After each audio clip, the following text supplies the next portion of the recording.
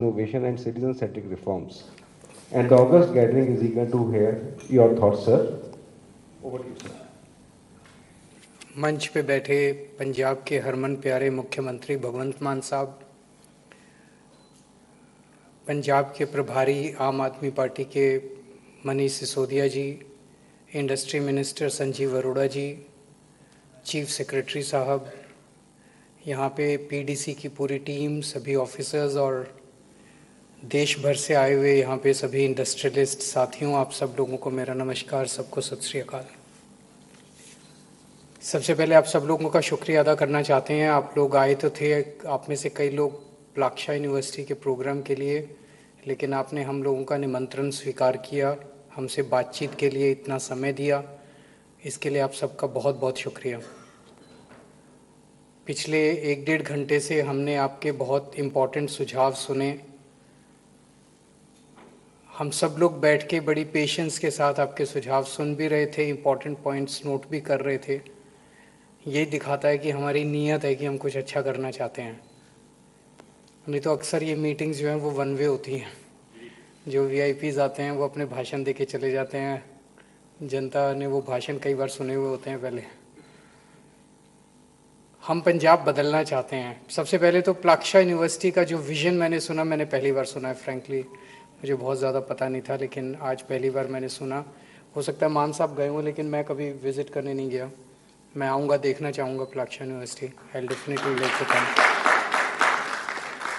और आपका विज़न है कि इंडिया दुनिया की टॉप 10 यूनिवर्सिटीज़, भगवान करे आपका। मेरी भी ये इच्छा थी, जब मैं दिल्ली का मुख्यमंत्री बना, हमारी दिल्ली सरकार की कई सारी यूनिवर्सिटीज़ थी। सो मैंने पर्सनली 1 to 1 एक वाइस चांसलर को बुला के बोला, मैंने कहा आप मुझे प्लान ला के दो। मुझे बड़ा दुख होता था कि टॉप 100 यूनिवर्सिटीज़ दुनिया में जो हैं, उसमें बारिंग 1 या 2 आईआईटीज़ को छोड़ के, आईआईटी खड़गपुर, आईआईटी बॉम्बे, मैंने पिछले 5-6 साल से तो नहीं देखी रैंकिंग, लेकिन उसके पहले जब देखता था IIT Kharagpur, IIT Bombay, 2-3 IITs को छोड़ के और एक भी यूनिवर्सिटीज़ टॉप 100 में हमारी देश की नहीं आती थी, तो बहुत दुख होता था। तो मैंने अपने वाइस चांसलर्स को एक को बुला के मैंने कहा कि आप मेरे पास प्लान लेके आओ कि आप अपनी यूनिवर्सिटी को या अपने कॉलेज को दुनिया के टॉप 10 में कैसे ला सकते हो। मैंने कहा जितना पैसा मांगोगे मैं दूंगा, पर किसी के पास विजन ही नहीं था। No one had a vision, कोई प्लान लेके नहीं आया। कई बार फ़ोन किए, कोई नहीं आया प्लान लेके। आपके पास विजन है, आपके पास इच्छा शक्ति है, और आपकी ये नीयत है, that's good enough. I think half the battle is one. तो मैं भगवान से प्रार्थना करता हूँ कि एक दिन प्लाक्शा यूनिवर्सिटी जो है वो टॉप 10 यूनिवर्सिटीज़ के अंदर दुनिया की आए। ये बहुत गर्व की बात होगी, और एक बार एक यूनिवर्सिटी आ जाएगी तो फिर दूसरे में भी कंपटीशन चालू हो जाएगा देश भर में, which it will pave the way for many more such universities.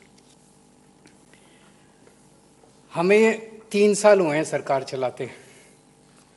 3 साल बहुत बड़ा समय नहीं होता। पहले ये समझना पड़ेगा कि हमने इनहेरिट क्या किया। आज सुबह मैं कई इंडस्ट्रियलिस्ट से मिला था, मैं और मान साहब एक और प्रोग्राम में गए थे। कई इंडस्ट्रियलिस्ट पंजाब के आए थे, किस लिए आए थे वो भी मैं बताऊंगा, it's a very new thing. हमने इनहेरिट किया पूरा एक डार्क फेज पंजाब का, जहां हर पंजाब का हर दूसरा युवा नशे में डूबा हुआ था। अगर पंजाब का युवा नशे में डूबा हुआ है तो किस इंडस्ट्री की बात करेंगे हम? यहाँ इंडस्ट्री आके नौकरी किसको देगी? काम कौन करेगा? आपको जान के ताज्जुब होगा, मैंने मान साहब का एक भाषण सुना था, आप ही बता रहे थे कि सबसे ज़्यादा रिक्रूटमेंट आर्मी में, सिख रेजिमेंट में स्पेशली आर्मी में सबसे ज़्यादा रिक्रूटमेंट पहले पंजाब से होती थी। That has gone down substantially in the last few years. Sikh regiment ने ये डिफेंस मिनिस्ट्री को लिखा है कि हमें पंजाब से लड़के नहीं मिल रहे, हमें कहीं और से लेने की इजाज़त दी स्टेटों से जाए। लेने की इजाजत। क्यों? हम कह रहे हैं जॉब्स नहीं है पंजाब में, और बच्चे जो है वो आर्मी में नहीं, सब नशे में डूबे हुए हैं।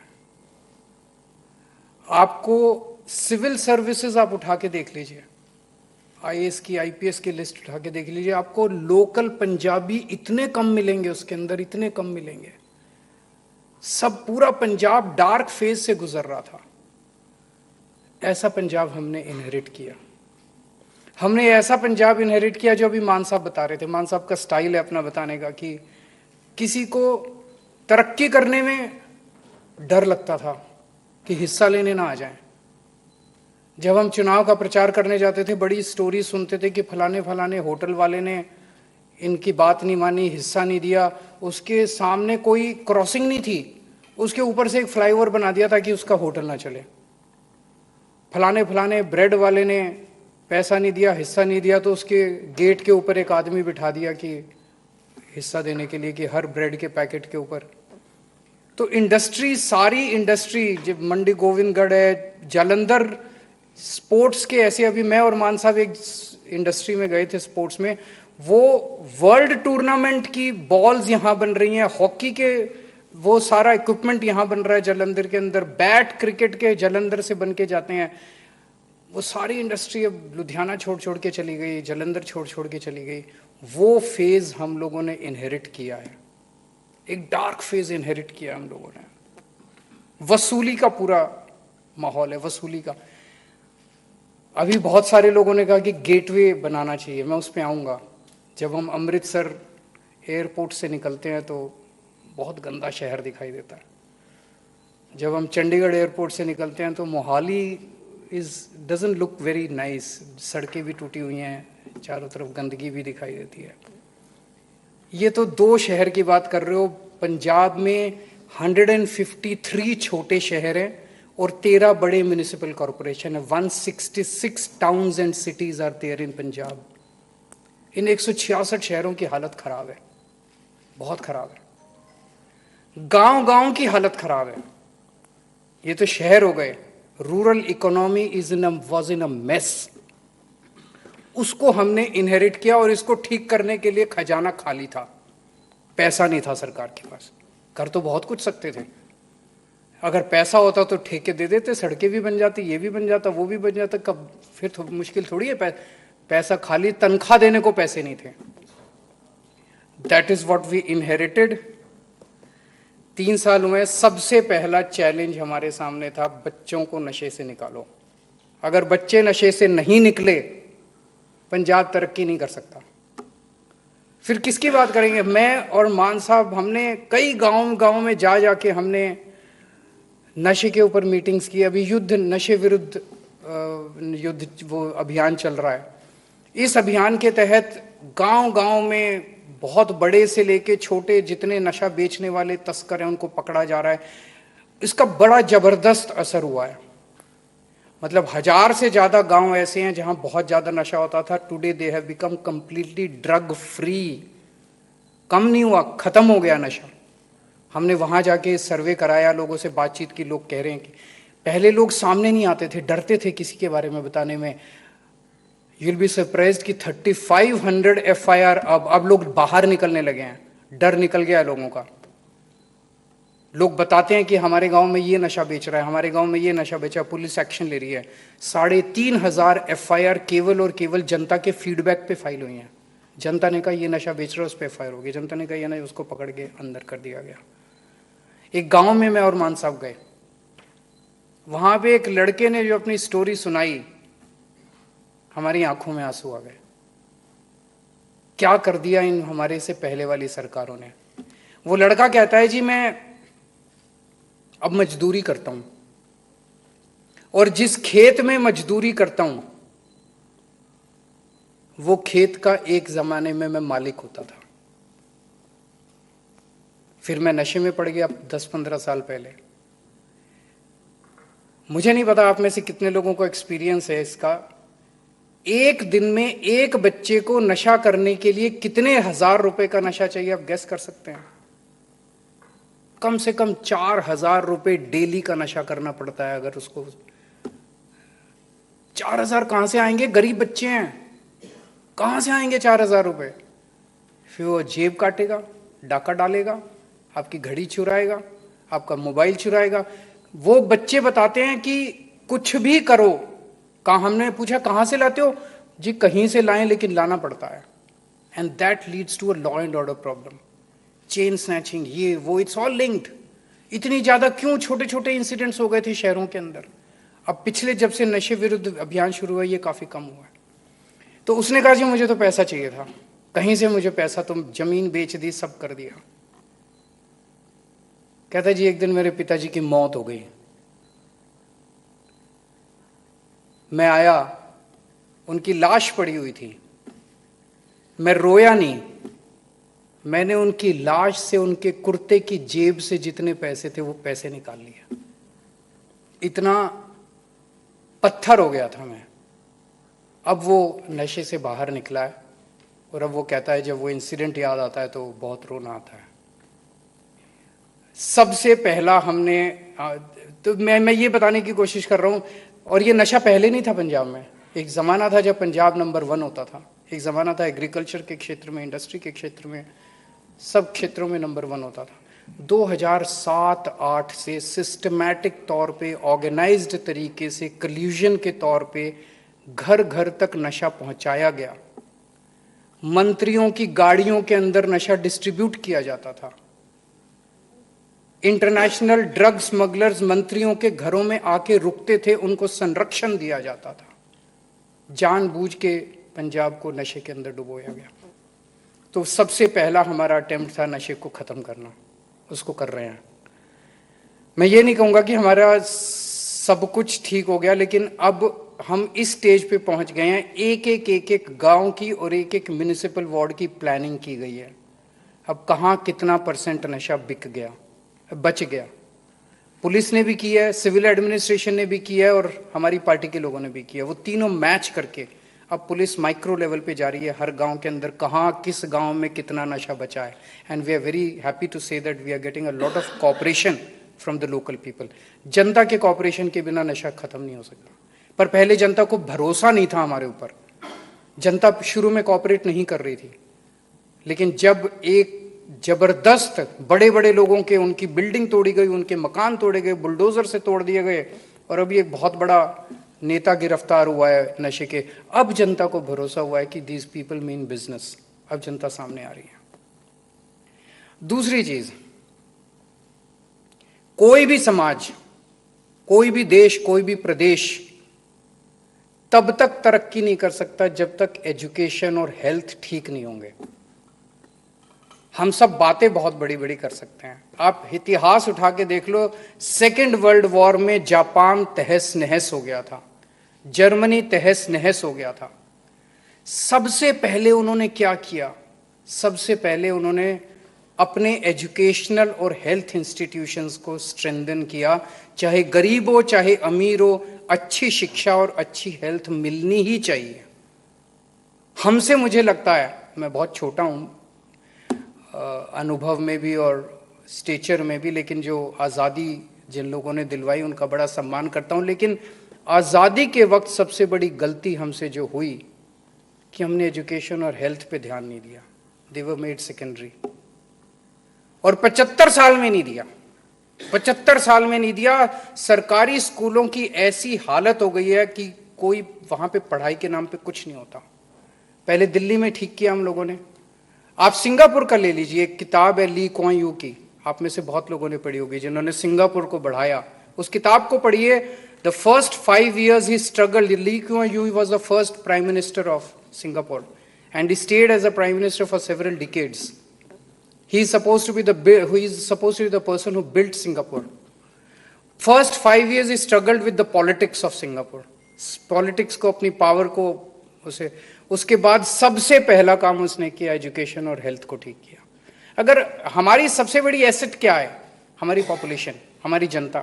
अगर हमने जनता को तैयार कर दिया तो ये एसेट बन जाएंगे। और अगर जनता अनपढ़ रहेगी, नशे में रहेगी, अस्वस्थ रहेगी, तो ये सबसे बड़ी लाइबिलिटी बन जाएगी हमारी। तो सबसे पहले हमें जनता, उस पर हम ध्यान दे रहे हैं। दिल्ली में भी किया था हमने, मॉडल तैयार करके दिया, अब पंजाब में भी कर रहे हैं। एजुकेशन भी ठीक कर रहे हैं, हेल्थ भी ठीक कर रहे हैं। We have broken cities in Punjab as anywhere in the country. कहीं चले जाओ, शहर में कूड़े के ढेर लगे हुए हैं, सड़कें टूटी हुई हैं। इसको हमारी पीडीसी की टीम ने वॉर मिशन के ऊपर, 166 शहर हैं, 166 के 166 शहरों में सफाई, मुझे उम्मीद है कि अगले 6 महीने के बाद सभी 166 शहरों की सफाई मैकेनिकल स्वीपिंग शुरू होगी और हफ्ते में 1 या 2 बार सड़कों की धुलाई की जाएगी। Will have very neat and clean cities across Punjab, सारे 166 शहरों की। जितनी सड़कें टूटी हुई हैं, सारी सड़कों की रिपेयर का काम शुरू किया जा रहा है और मैं उम्मीद करता हूं कि 6 से 7 महीने के अंदर आपको शहरों की सड़कें भी सारी चमकती हुई मिलेंगी, मैं ये नहीं कहूँगा, लेकिन टूटी हुई नहीं मिलेंगी। दिल बी नो पॉट होल्स, दिल बी फिक्स्ड। और तीसरी चीज़ जो आप लोगों ने गेटवे के लिए बोला, हमने कुछ चुनिंदा सड़कें आइडेंटिफाई की हैं हर शहर की, 7 शहरों की, जलंधर, लुधियाना, अमृतसर, पटियाला, इस तरह से 7 शहरों की हमने कुछ चुनिंदा सड़कें, एयरपोर्ट से निकलते हैं वो वाली मेन सड़कें जो हैं, उसी तरह से कुछ जो मेन रोड्स हैं, उन सड़कों को हम इंटरनेशनल आर्किटेक्ट्स को हमने हायर किया है। We are developing them into European model kind of roads, जहाँ पे हॉर्टिकल्चर, साफ सुथरी सड़कें, अच्छी सड़कें हैं और आपको बहुत अच्छा वो दिखाई देंगे। गाँव को फिक्स किया जा रहा है। अभी बरसातों का टाइम था, all the tenders have been done. अगले महीने से 20,000 किलोमीटर की गांव की सड़कें रिपेयर की जा रही हैं। रिपेयर क्या की जा रही है, दोबारा बनाई जा रही हैं। तो rural connectivity will improve substantially, और रूरल कनेक्टिविटी इम्प्रूव होगी तो रूरल इकोनॉमी इम्प्रूव होगी। आपको जान के ताज्जुब होगा कि 2022 में जब हमने सरकार संभाली थी तो 21% एग्रीकल्चरल लैंड वॉज इरिगेटेड। 75 साल में 21% पंजाब की जमीन जो है वो इरिगेटेड थी। आज 3 साल के बाद 63% of Punjab's agricultural land is irrigated. सारे गांव के अंदर सीवर्स ठीक किए जा रहे हैं। वो सीचेवाल मॉडल है, उस सीचेवाल मॉडल से हम सारा सीवर सिस्टम और वहाँ का जितना कूड़ा, वहाँ जितने पॉन्ड्स थे जो गंदे पानी के थे, सारे पॉन्ड्स तो सारे साफ कर दिए सारे गांव के।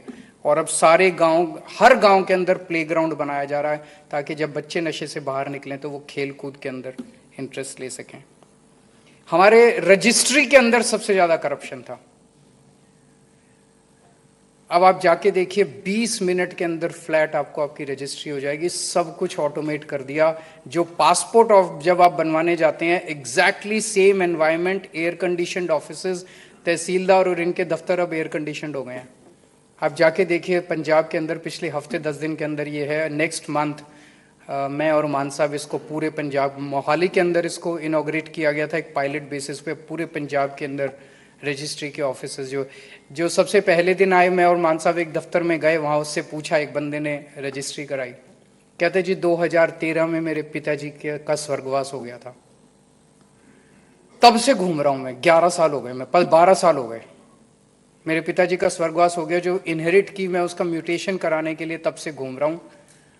12 साल में नहीं हुआ, लेकिन आज मैं आया और 20 मिनट के अंदर उसका म्यूटेशन हो गया और आज मैं अपना बिना किसी को पैसे दिए, बिना दलाल के चक्कर काटे, मैं अपना काम करा के जा रहा हूँ। इतना सारा काम किया और भी बहुत किया है। अभी समय बहुत कम है। कहीं ना कहीं से फाइनेंसेस ले आए हम लोग। वो खाली पीपा छोड़ के गए थे, खजाना खाली छोड़ के गए थे, लेकिन हमने कहीं ना कहीं से जुगाड़ पानी कर लिया और जुगाड़ पानी करके कर रहे हैं ये सारी चीज़ें।